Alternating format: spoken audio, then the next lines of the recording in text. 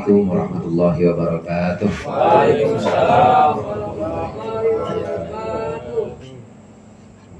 مؤلف هذا الكتاب الشيخ الإمام عبد الحميد محمد الغزالي والأخوة جميع مشايخنا وعلي من حضرتنا الفاتحة. أعوذ بالله من الشيطان الرجيم. بسم الله الرحمن الرحيم. الحمد لله رب العالمين الرحمن الرحيم مالك يوم الدين إياك نعبد وإياك نستعين اهدنا الصراط المستقيم صراط الذين أنعمت عليهم غير المغضوب عليهم ولا الضالين آمين.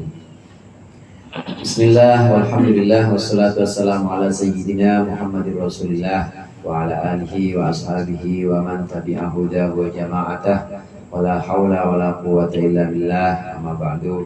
Segenap jamaah Majelis Ta'lim Al-Hidayah yang dirahmati oleh Allah, para ustaz, para hujjaj, para sesepuh dan seluruh jamaah Majelis Ta'lim yang dimuliakan oleh Allah. Alhamdulillah, malam hari ini kita berkumpul kembali untuk melanjutkan pengajian kita. Mudah-mudahan apa yang sudah dibacakan tadi, apa yang akan kita baca menjadi sesuatu yang bermanfaat dunia akhirat. Amin ya rabbal alamin. Pembahasan terakhir kita tentang amalan-amalan atau aktivitas, perbuatan-perbuatan, kegiatan yang kita dianjurkan untuk melaksanakan di hari Jumat. Hari Jumat itu adalah Sayyidul Ayyam. Hari Jumat adalah pemimpinnya hari di antara 7 hari yang ada dalam satu pekan. Dalam satu minggu, Jumat itulah. Kalau bisa kita khususkan Jumat itu, kita khususkan untuk ibadah. Jangan ngincer malam Jumatnya doang. Malam Jumatnya doang. Ya nggak apa-apa, maksudnya malam Jumatnya juga diincer, ya baca wirid, surat Al-Kahfi, tapi Jumatannya juga. Hari Jumat bahkan sampai Jumat sore. Sampai Jumat sore kita dianjurkan memperbanyak zikir, memperbanyak doa-doa kita, permohonan-permohonan kita kepada Allah di hari Jumat itu. Karena kata Rasulullah, di hari Jumat itu ada satu waktu yang tersebar entah di mana. Ya pokoknya dalam seluruh Jumat itu 24 jam, mulai dari malam Jumatnya sampai Jumat sorenya, itu semuanya tidak diberitahu, tidak diinformasikan. Jadi oleh Allah dirahasiakan ada satu waktu di mana kalau doa kita pas dengan waktu itu, maka pasti dijabah doa kita. Nah, kita senantiasa atau selalu dianjurkan selalu untuk berdoa, untuk berzikir di hari Jumat. Yang berikut ini juga termasuk perbuatan atau amalan di hari Jumat.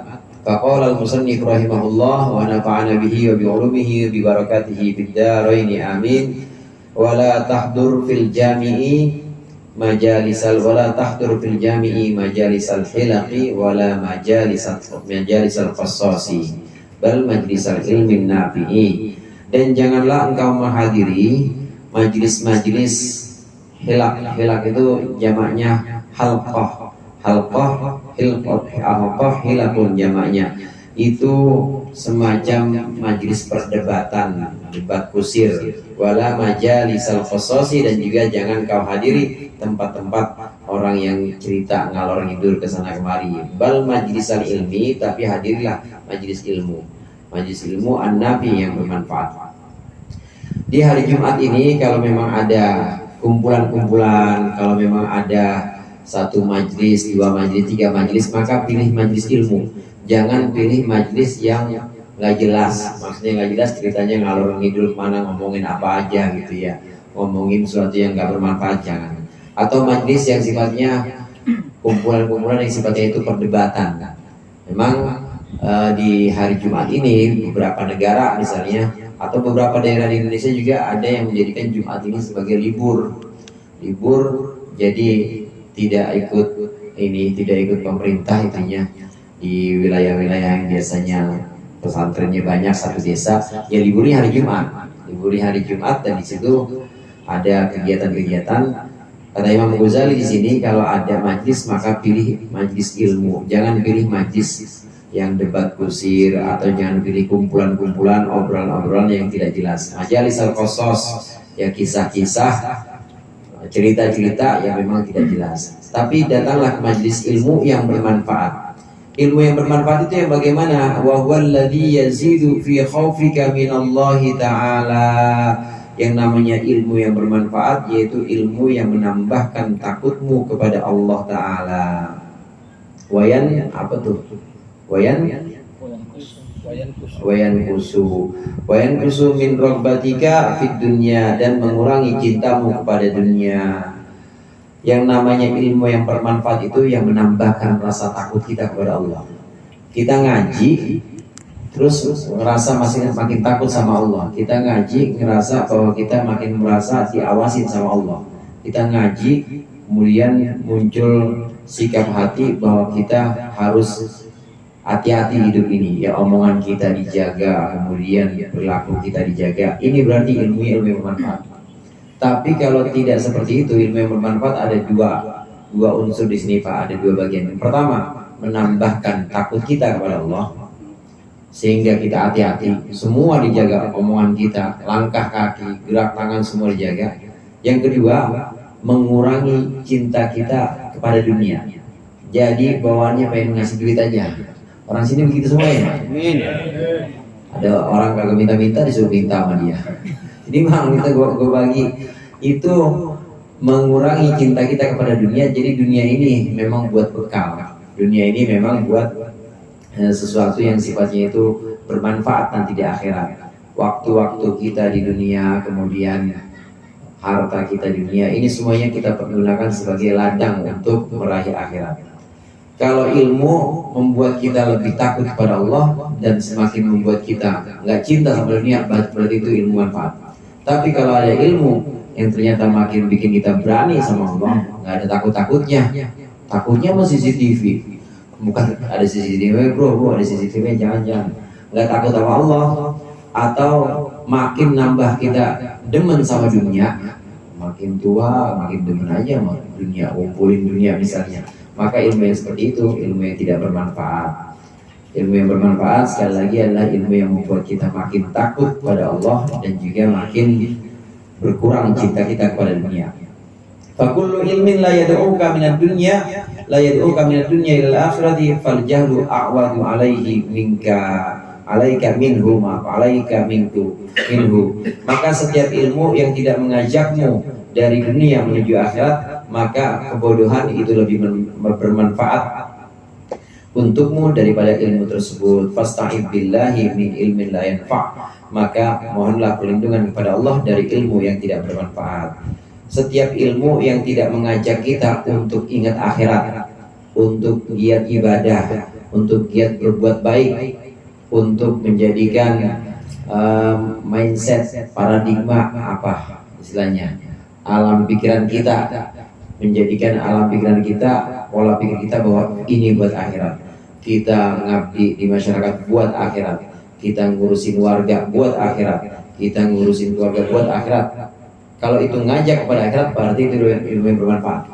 Tapi kalau tidak mengajak kepada akhirat, justru ini masyarakat lumayan nih, ada lebihannya duitnya. Oh ini ngumpulin ini lumayan nih, ada insentifnya. Kalau masih terus begitu, itu berarti mendingan nggak tahu dah ilmunya. Mendingan bodoh lebih baik dibanding tahu tapi ternyata taunya itu buat akal-akalan, buat ngumpulin dunia, buat ngumpulin harta. Lebih baik bodoh. Dianjurkan di sini kita berlindung, memohon perlindungan kepada Allah dari ilmu yang tidak bermanfaat. Doa yang selalu dibaca oleh Nabi Muhammad itu, Allahumma inni a'udzubika min ilmin la yanfa' wa qalbin la yakhsha' wa du'ain la yusma' wa amalin la yurfa'. Ya Allah, lindungilah aku dari ilmu yang tidak bermanfaat. Maksudnya ilmu yang tidak membuat aku takut kepadamu ya Allah. Jauhkan aku dari ilmu, lindungi aku dari ilmu yang membuat aku makin cinta kepada dunia. Jauhkan aku dari ilmu yang begitu. Mendingan aku nggak usah tahu dibanding tambah tahu tapi tambah suka kepada dunia. Wa a'udzubika min ilmin la yanfa' wa qalbin la yakhsha'. Aku berlindung padamu ya Allah dari hati yang nggak ada takut-takutnya, dinasihatin tapi tetap jalan terus maksiatnya, dikasih mau'izah hasanah tiap mulut dan mau'izah hasanah tapi tetap aja pulang mulut dan badar-badar lagi gitu. Itu nggak bermanfaat yang seperti itu. Nggak tahu ya apa yang salah makanan, ya apa sih ya, salah makan gitu. Mohon perlindungan Allah, meminta perlindungan Allah dari ilmu yang tidak bermanfaat. Hadirlah perbanyak hadir ke majlis-majlis ilmu yang bermanfaat, yaitu ilmu yang membuat kita makin takut. Jamaah rahimakumullah, setiap ilmu yang membuat kita makin takut pada Allah itu ilmu yang bermanfaat. Gimana caranya supaya ada tolak ukur? Gimana caranya supaya ada barometer? Kira-kira bisa bermanfaat nggak buat saya nih? Ilmu ini bisa bermanfaat nggak buat saya majlis ini misalnya? Kita ukur aja, bisa nggak kita bisa nggak kita menjadikan setiap amal kita, setiap perbuatan kita itu sebagai ibadah. Karena sebenarnya sangat banyak jalan untuk menuju kebaikan itu banyak. Jalan untuk menuju kebaikan itu banyak. Jalan untuk menuju ridho Allah itu sangat banyak. Bekerja aja itu bisa jadi ladang ibadah juga. Meskipun ada hasilnya, ada gaji, kemudian ada untung yang dagang, tetap itu bisa jadi ladang akhirat. Bahkan diamnya kita itu juga bisa jadi ladang akhirat. Kalau diam misalnya dianggap lebih baik dan kita niatkan itu untuk ridha Allah, itu bisa menjadi ladang akhirat. Sekiranya kita bisa menjadikan pengetahuan kita atau ilmu yang sudah kita dapat itu kita jadikan sebagai satu ladang akhirat, maka itu adalah ilmu yang bermanfaat. Jalan berangkat dari rumah misalnya ke kantor, niat aja, ya Allah saya niatkan ini untuk melaksanakan perintah, karena engkau memerintahkan untuk mencari nafkah atau untuk mencari sebagian dari karunia, sebagian dari rezeki-Mu. Saya berangkat, bismillah. Awalnya aja dengan bismillah semuanya. Kalau itu bisa kita jadikan setiap langkah kita, setiap perbuatan kita jadikan sebagai satu ladang akhirat, maka jadi semua ilmu yang bermanfaat semua itu. Wa akthir ad-du'a inda tulu'i syamsi, dan perbanyaklah doa ketika terbitnya matahari, wa inda zawali, dan ketika tergelincir matahari, zuhur maksudnya, wa indal ghurubi, dan ketika terbenam, wa indal iqamati, dan ketika iqamah, wa inda su'udil khatibil mimbar, dan ketika naiknya khatib ke mimbar, wa inda qiyamin nasi ila sholati, dan ketika berdirinya orang-orang menuju sholat. Ada penjelasan yang lalu bahwasannya Allah ini memberikan satu waktu di dalam 24 jam hari Jumat itu, satu waktu yang tersembunyi entah di mana. Dan kalau kita pas banget dengan waktu itu, maka doa kita pasti ijabah. Nah, terus di mana waktunya ya? Pokoknya umum. Tapi di sini oleh Imam Ghazali ini berdasarkan hadis dan para ulama kemudian menyimpulkan di antara 24 jam maka yang paling kuat itu adalah di waktu-waktu yang tadi kita sebut. Yang pertama ketika terbitnya matahari, malam Jumat, kemudian Jumat subuh kita sholat jamaah. Habis sholat subuh itu matahari terbit, banyakin doa di situ. Ketika matahari terbit, inda tulu'i syamsi, saat matahari terbit banyak doa di situ, terutama doa untuk akhirat. Doa akhirat adalah doa-doa yang hanya Allah yang bisa memberikan tanpa perantara, seperti ampunan, ya Allah ampuni saya, Allah Rabbighfirli, atau Allahumma gfirli maghfiratan min indika, ya Allah ampuni, berikanlah saya ampunan padamu. Doa akhirat misalnya Rabbana hablana min azwajina wa dzurriyyatina qurrata a'yun, yang ada di Al-Quran itu semua doa akhirat. Perbanyak doa-doa akhirat, ya Allah berikanlah aku keselamatan dunia dan keselamatan akhirat. Rabbana atina fid dunya hasanah wa fil akhirati hasanah.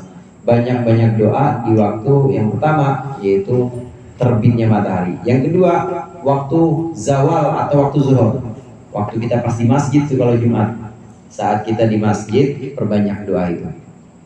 Apa aja doanya? Terutama doa ukhrawi, doa akhirat. Kemudian ketika qomat, kemudian ketika yang ketiga ini dulu, yang ketiga ketika terbenamnya matahari. Terbenamnya matahari di sini, terbenamnya matahari ketika malam Jumat. Jadi malam Jumat, Kamis nih. Kalau tadi Kamis, tadi Maghrib minha, perbanyak di situ.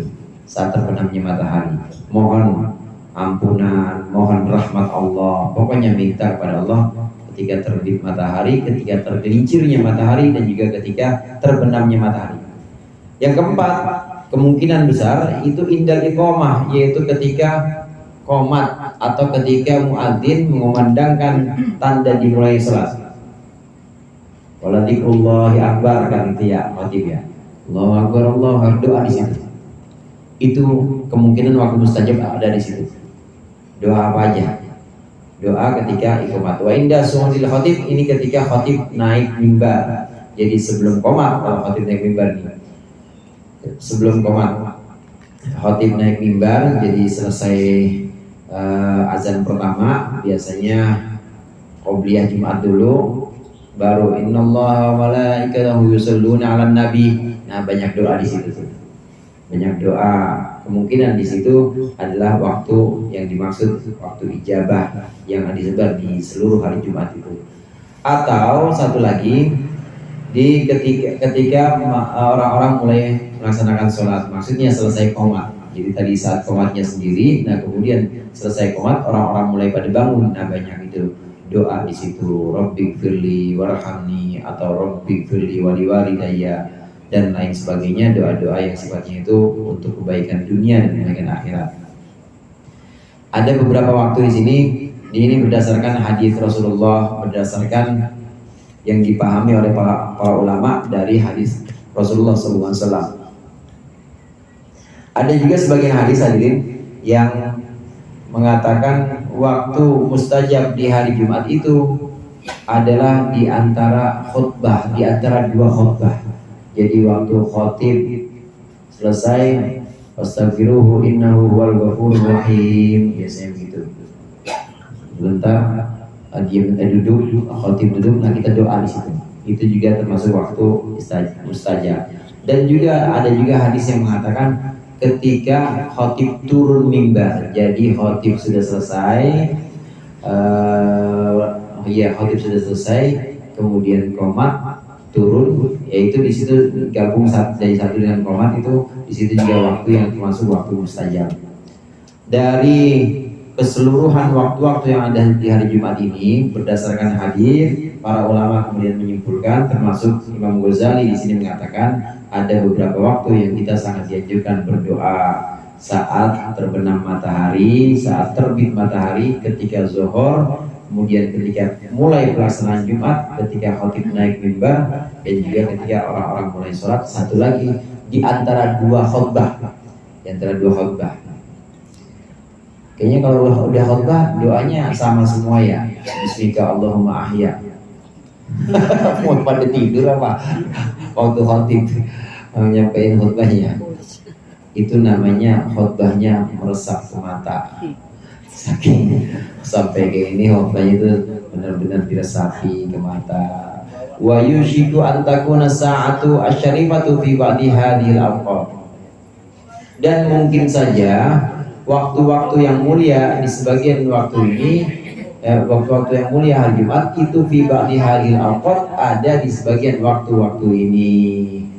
Wajtahid an tatasaddaqa fi hadzal yauma, dan bersungguh-sungguhlah agar engkau bisa bersedekah fi hadzal yaumi, di hari Jumat ini, bima taqdiru alaihi, dengan sesuatu yang engkau mampu. Wa in qalla, meskipun sedikit. Sedekah hari Jumat banyak. Sekarang udah pada rajin itu Jumat berkah, warteg ngirimin Jumat berkah.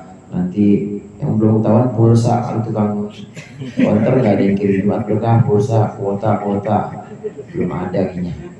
Kalau makanan banyak ya di masjid-masjid banyak. Gayo Jumat berkah gayo. Kirim-kirimin aja, kirim. Pokoknya sedekah meskipun sedikit, artinya mampunya cuma buat 10 orang, bikin dapat 10 orang nggak apa-apa. Mampunya cuma buat 15 orang, bikin 15 orang. Ya mampunya cuma satu paketnya 10 ribuan lah nggak apa-apa, yang penting ada sedekah. Atau satu cuma bikin satu paket aja atau sedekah ke satu orang ya nggak apa-apa, yang penting sedekah. Diperbanyak sedekah hari Jumat. Tambahin buat bini hari Jumat, ini buat belanja sama buat Jumat berkah. Nanti biasanya ini ya sedekah juga di warung dia, di warung di pasar ada tukang minta-minta kasih. Pokoknya ajarin keluarga kita, anak kita tuh buat sebanyak sedekah di hari Jumat. Semampu kita meskipun sedikit laksanakan itu. Fatajma'a bainas sholati was shaumi was shadaqati, maka engkau mengumpulkan antara sholat itu, antara sholat, puasa dan sedekah. Wal qiraati wal dzikri, dan qiraat baca Quran dan juga zikir, wal i'tikafi dan juga i'tikaf, wal ribati dan juga ribat itu berdiam diri di masjid, semacam i'tikaf. Waj'al hadzal yauma, jadi kita kalau sudah mengamalkan semuanya ini, tahu Jumat kemarin udah pada ngamalin belum? Masya Allah udah. Kalau kita bisa mengamalkan semua, maka kita menggabungkan antara sedekah kita juga hari Jumat, sholat juga tentu hari Jumat, puasa juga hari Jumat. Di awal pembahasan itu ada puasa Jumat boleh, tapi kudu digabung sama Kamis, Jumat Kamis atau Jumat Sabtu, Kamis Jumat atau Jumat Sabtu. Jadi jangan sendirian, harus digabung. Kalau bisa seperti itu, kita gabungkan sholatnya juga, puasa juga, sedekah juga, zikirnya juga, baca Qurannya juga gak lepas, iktikaf juga. Ketika kita Jumatan lebihin waktu buat iktikaf, maka kita memperoleh kebaikan yang sangat banyak. Ini bisa jadi kafarah atau bisa menjadi penambal kekurangan-kekurangan kita dari hari Sabtu sampai hari Kamis. Sabtu, Minggu, Senin, Selasa, Rabu, Kamis lupa, bukannya lupa dalam arti nggak sholat, tapi kayaknya ingat Allahnya jarang-jarang, maka gunakan hari Jumat sebagai kafarah atau sebagai satu penebus dari yang seminggu itu. Yang 6 hari itu kelihatannya kita lalai, di hari Jumat ini jangan lalai, ambil kesempatan dari Jumat. Waj'al hadzal yauma min usbu'i khassatan li akhiratika, jadikanlah hari Jumat ini dalam sepekan khusus, hari khusus li akhiratika, untuk akhiratmu. Fa'asahu ayyakuna kafaratan li baqiyatil usbu'i, maka mudah-mudahan semoga hadzal yaum, hari Jumat ini menjadi penebus bagi sebagian pekan atau sebagian minggu-minggu yang sudah lalu, atau sebagian hari-hari dalam seminggu yang sudah lalu itu. Kalau kita bisa itu tadi menggabungkan puasa juga, sedekah juga, sholat tentu, kemudian baca Al-Quran dan zikir juga kita nggak lepas di hari Jumat, maka itu bisa menjadi kafarah atau bisa menjadi semacam pelengkap atau penebus dari 6 hari yang sebelumnya. 6 hari sebelumnya kita lalai, maka ini kita gunakan untuk menebus kelalaian kita di 6 hari yang sebelumnya. Hadirin jamaah rahimakumullah, ada waktu itu ada yang disebut dengan Allah, apa namanya lupa saya, istilah yang dalam disampaikan dalam kitab hikam itu. Ada yang namanya hukukul awqat, ada yang namanya ada yang namanya bahasa Indonesianya, ada yang namanya hak waktu, kemudian satu lagi ada yang disebut dengan ada yang namanya hak-hak atau kewajiban setiap waktu. Ada yang namanya hak waktu. Kewajiban setiap waktu itu pasti orang-orang sini udah lalui semua. Amin.